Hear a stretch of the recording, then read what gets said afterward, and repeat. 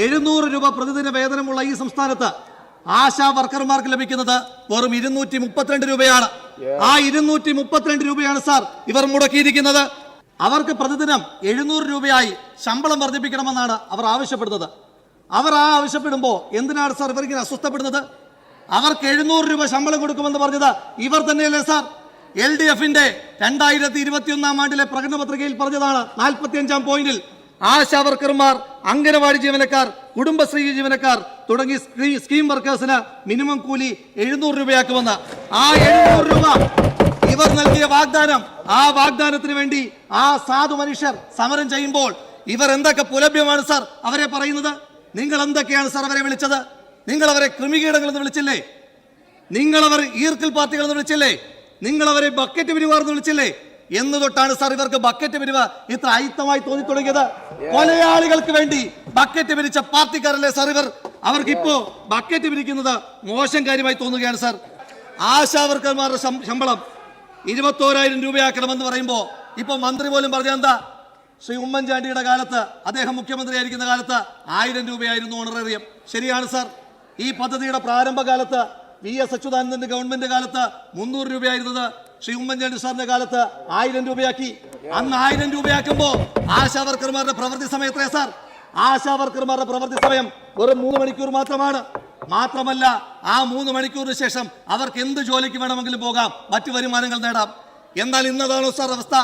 9 തൊട്ട് 5 വരെയാണ് അവരുടെ പ്രവൃത്തി സമയം. അല്ല സാർ, അത് കഴിഞ്ഞും വീട്ടിൽ വന്നതിന് ശേഷവും അവർ ഡേറ്റ എൻട്രി നടത്തണം. ആ ഡേറ്റ എൻട്രി നടത്തുന്നത് മാത്രമല്ല, 2018 ശേഷം ഈ ആശാ വർക്കർമാർ മറ്റു ജോലിക്ക് പോകുന്നത് നിയമപരമായി നിരോധിക്കുകയും ചെയ്തു സാർ.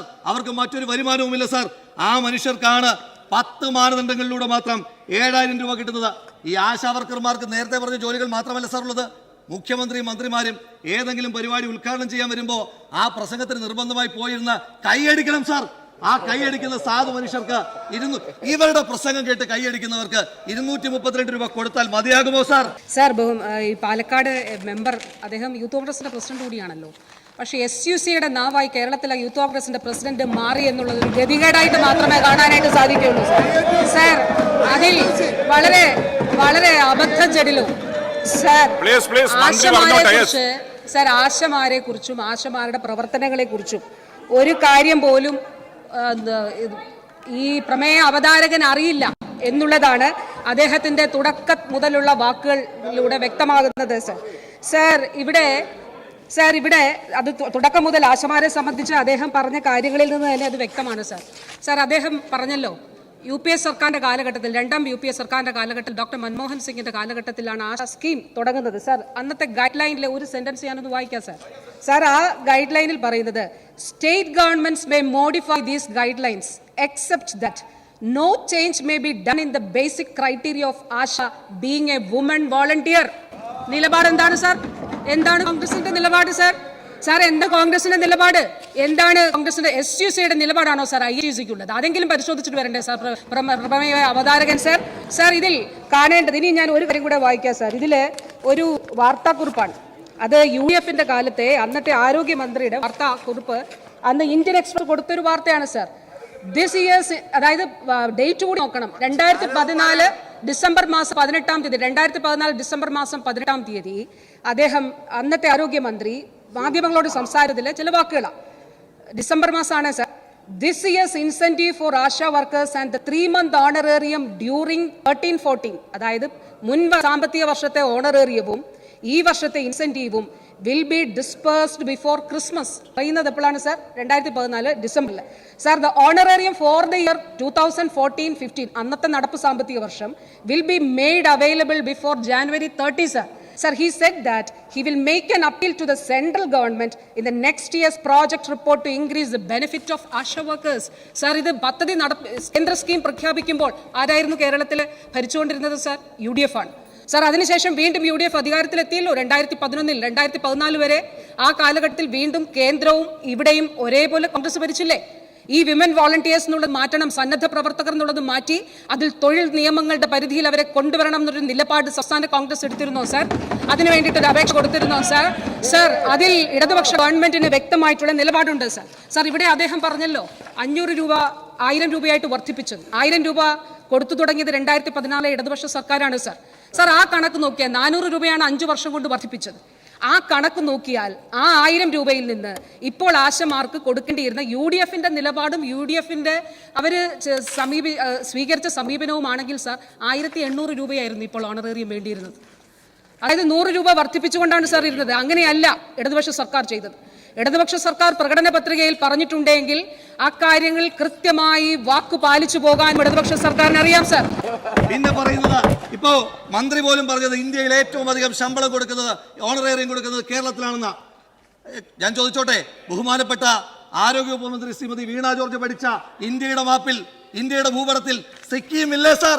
സിക്കിമിൽ 10,000 രൂപയാണ് സാർ ഓണറേറിയം. ആ 10,000 രൂപ കേരളത്തിൽ കൊടുക്കുന്ന 7,000-ന് മുകളിലാണ് സാർ. അല്ലെങ്കിൽ തന്നെ ഇവരുടെ താരതമ്യം എന്തൊരു താരതമ്യമാണ് സാർ? ഏത് വിഷയം പറഞ്ഞാലും കേരളത്തെക്കാൾ ദുർബലമായ സംസ്ഥാനങ്ങളുടെ പേര് പറഞ്ഞിട്ട് അവരുമായി താരതമ്യം നടത്തുക. അതുകൊണ്ട് ഈ നാടിന് എന്താ സാർ പ്രയോജനം? ഇവർ താരതമ്യം ചെയ്യുമ്പോൾ ആരുമായി താരതമ്യം ചെയ്യണം? നമ്മളെക്കാൾ മുൻപന്തിയിൽ നിൽക്കുന്നവർ.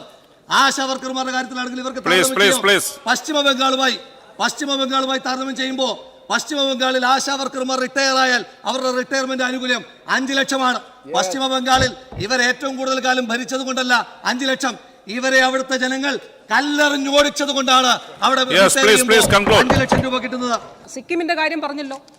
ഞാൻ പഠിച്ചത് സാർ കേരളത്തിലെ സ്കൂളുകളിലും കേരളത്തിലെ കലാലയങ്ങളിലുമാണ് സാർ.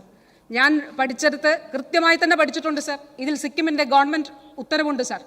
ഞങ്ങൾ ഈ വാർത്ത ഇങ്ങനെ പല മാധ്യമങ്ങളും കൊടുക്കുന്നത് കണ്ടിട്ട് അതുപോലെ ഒരു ഉത്തരത്തിനകത്തും 10,000 രൂപയായിട്ട് ഡിക്ലെയർ ചെയ്തു എന്ന് കണ്ടിരുന്നു സാർ. അതനുസരിച്ച് അവിടുത്തെ സ്റ്റേറ്റ് കോർഡിനേറ്റർ ഉൾപ്പെടെ ബന്ധപ്പെട്ട് അവർ കഴിഞ്ഞ ദിവസം അയച്ചു തന്ന ഉത്തരവ് എൻ്റെ കയ്യിലുണ്ട് സാർ.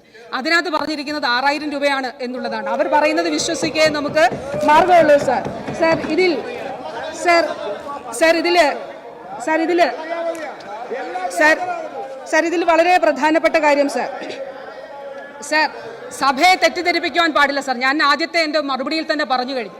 7,000 രൂപയല്ല, അത് ഓണറേറിയം മാത്രമാണ്. ഇൻസെൻറ്റീവ്സ്, ഫിക്സഡ് ഇൻസെൻറ്റീവ് 3,000 രൂപയുണ്ട്. അതുകൂടാതെ വിവിധ പ്രവർത്തനങ്ങൾക്ക് നൽകുന്ന ഇൻസെൻറ്റീവ് ഉണ്ട് സാർ. അങ്ങനെ ജനുവരി മാസത്തിലെ കണക്കെടുത്താൽ 89.98% ആശമാർക്കും 10,000-നും 13,000-നും ഇടയ്ക്ക് വേതനം ലഭിക്കുന്നവരാണ് സാർ കേരളത്തിൽ. ഏറ്റവും ഉയർന്ന വേതനം കേരളത്തിൽ തന്നെയാണ് സാർ ലഭിക്കുന്നത്. അതിൽ 7,000 രൂപ എന്നുള്ളത് സഭയെ വീണ്ടും തെറ്റിദ്ധരിപ്പിക്കാനായിട്ട് ശ്രമിക്കരുത് എന്നുള്ളത് ഞാൻ ഒരിക്കൽ കൂടി അഭ്യർത്ഥിക്കുകയാണ് സാർ. കേരളം നമ്പർ 1 ആയതുകൊണ്ട് തന്നെയാണ് സാർ കേരളം നമ്പർ 1 ആണ് എന്നുള്ളത് പറഞ്ഞത്. സാർ വ്യക്തിപരമായിട്ടുള്ള ചില കാര്യങ്ങൾ പറഞ്ഞല്ലോ. വീട്ടിൽ വന്നപ്പോൾ അധിക്ഷേപിച്ചു എന്നുള്ള കാര്യം സാർ. SUCA-യുടെ ഇവിടെ പാർലമെന്റ് ഇലക്ഷനിൽ ഇപ്പോൾ അവരുടെ MP-ക്കെതിരെ മത്സരിച്ച വ്യക്തി പറഞ്ഞ കാര്യം അതേ കള്ളമാണ് ഈ യൂത്ത് കോൺഗ്രസിന്റെ സംസ്ഥാന പ്രസിഡന്റും പാലക്കാട് MLA-യുമായിട്ടുള്ള ബഹുമാനപ്പെട്ട അംഗം ഇവിടെ പറഞ്ഞിരിക്കുന്നത് സാർ.